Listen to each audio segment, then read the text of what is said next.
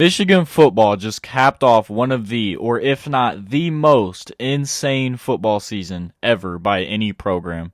All the odds were stacked against this team all season. Even with the God Squad they had, people still doubted them, which is just crazy to me. They lost their coach at the beginning and end of the season and still found a way to beat everybody on their schedule.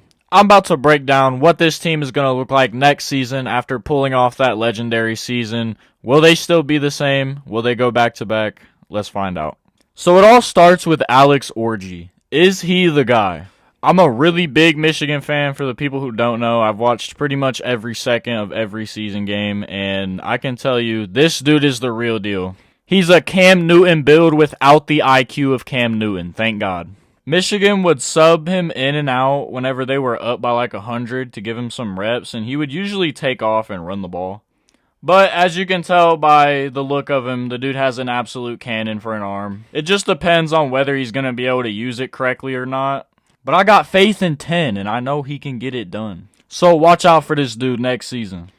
Next thing I want to get into is this defensive line is going to be absolutely insane. They're returning Kenneth Grant and Mason Graham. Kenneth Grant was, I think, top 10 in the Heisman finalist last year as a freshman defensive lineman, and a lot of people don't know that, so watch out for that motherfucker. Everybody already knows Mason Graham is a fucking demon, and they're going to pair that with Josiah Stewart on the edge from Coastal Carolina, and no one is scrambling on this defensive line. Next, I think about last week, we just got news that Rod Moore has torn his ACL in practice. This is a huge fucking loss, and I hope it doesn't play a factor, but the 6 months he's given until the next season starts I just don't think that's enough time for a full recovery. This guy is mostly known for ending Kyle McCord's career at Ohio State and securing Michigan's third in a row win versus the Buckeyes and sent them to the playoff and Big Ten title for the third year in a row.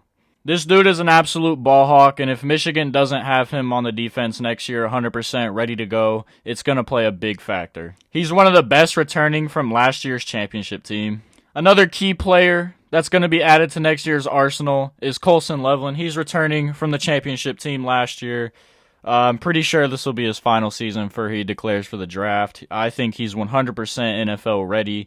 He's one of the top most NFL ready people on the team, if not in college football. He made some insane catches. The dude is basically a fifth receiver. Like, he's that fast, he's that tall, and he can break a fucking tackle for the size that he has. 18 is going to put up big numbers next season. Next thing for the key players, Donovan Edwards. This running game is going to be the same as last year. There's no blitzing on this run game.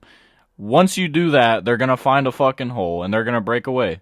Donovan Edwards, Jordan Marshall, Cole Cabana, Kalel Mullings. This team is actually going to be insane on the ground next year. Edwards is going to be the clear starter. I think one thing he really needs to work on is his vision. He gets caught up in, like, weird traps sometimes. He finds ways out, like in the Washington game.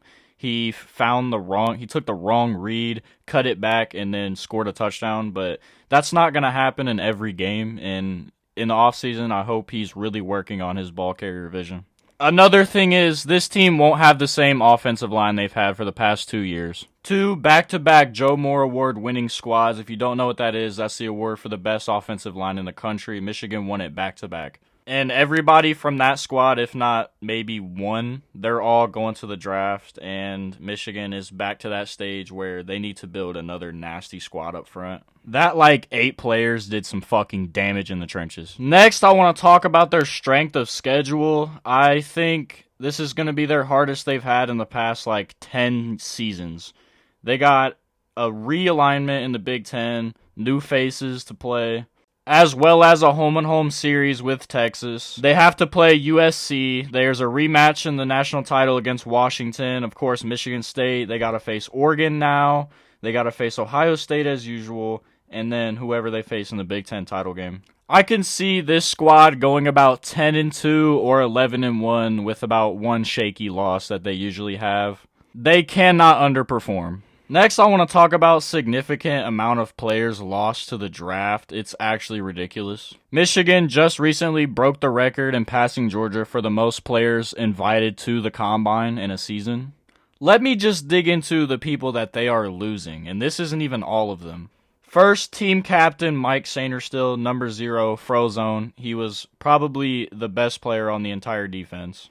Then you're losing Mike Barrett, an insane linebacker. The dude was a complete stud. Safety Keon Sabb also entered the transfer portal and ended up going to Alabama to pair up with DeBoer.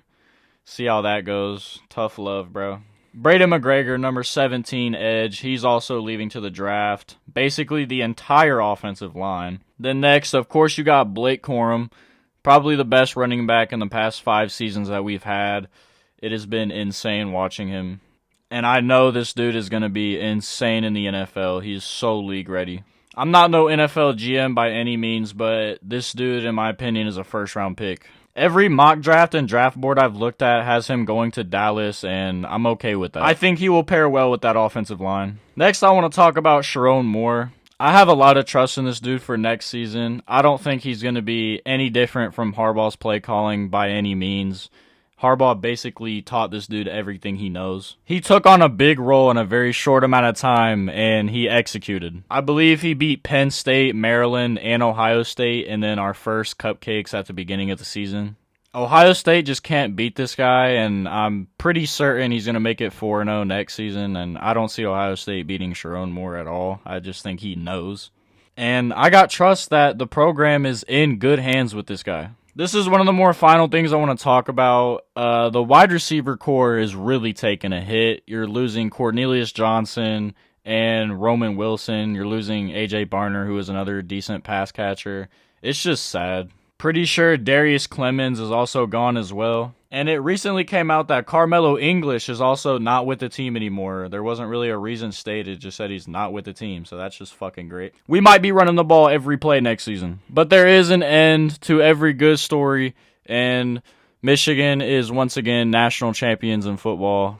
Great time to be alive. Jim Harbaugh took this program when it was completely in the dirt and built it from the ground up all by him fucking self. He got every person on his coaching staff a job in the NFL, and soon to follow, all of his players will be on an NFL team. And I'm so thankful that he didn't just leave the program hanging. He left us with a coach that we can actually have trust in. He did his job at the U of M. It's time to let him go and let him finally go win a Super Bowl. The only word to describe this season was literally just magical. I was watching absolute cinema right in front of my eyes every game. But that's gonna be it. Go fucking blue.